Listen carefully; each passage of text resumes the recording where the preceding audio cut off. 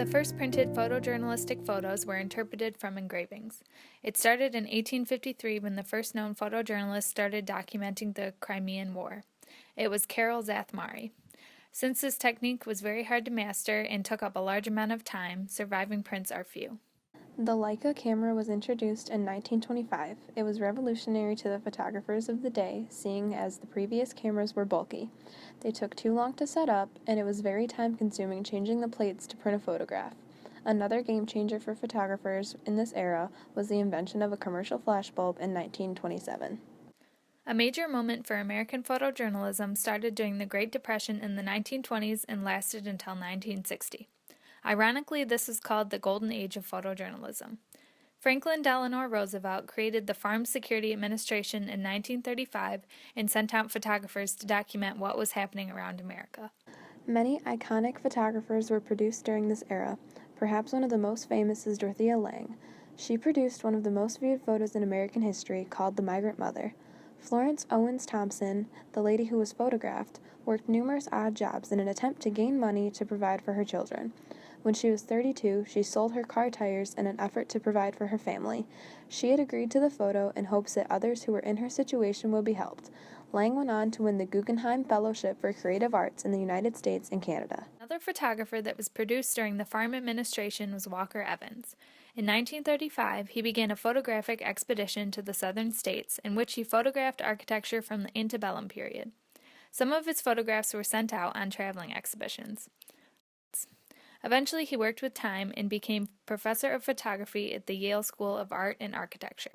Gordon Parks was the first African American recognized as an influential photojournalist in America. Originally a fashion photographer, he eventually worked for the Farm Security Administration, creating photo stories primarily of the African American population. Continuing with his love for photojournalism, he became a staff photographer for life and photographed many civil rights events.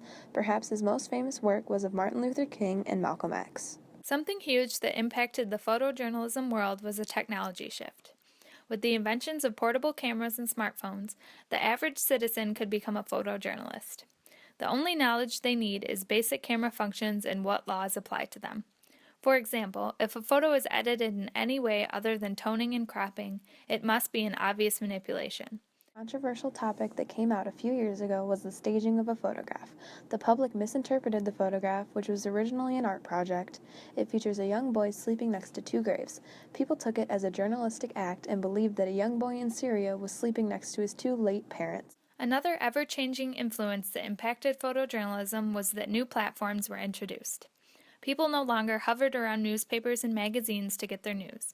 Instead, it switched to computers and online publications. With the introduction of smartphones, different social media sites were introduced. Facebook, Twitter, and Instagram all have the support of various news organizations. Fox News and National Geographic all have accounts on these platforms. Their goal is to get the news out as fast as possible so they can become the most trustworthy news source.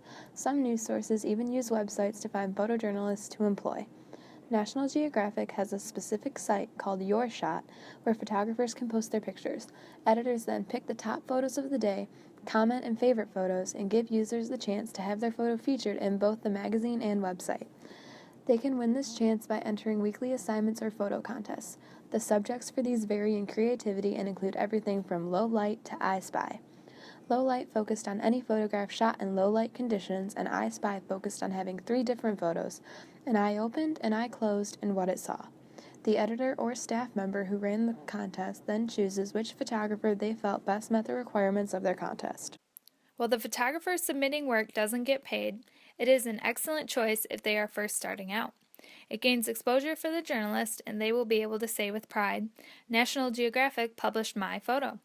This could eventually lead to jobs not only with this company, but other companies as well.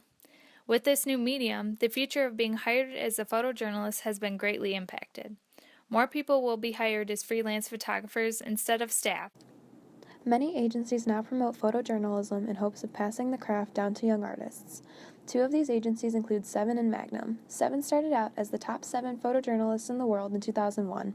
It has now expanded to feature 19 photojournalists and mentors, up-and-coming photographers as well. Magnum was founded in 1947 and currently features 90 photographers. They are known for documenting the world and major events such as the Paris attacks.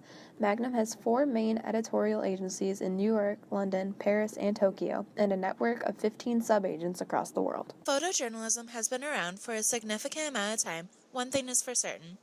That is, the world is full of visual learners, and photojournalists will always be needed to accurately portray what is happening around the world.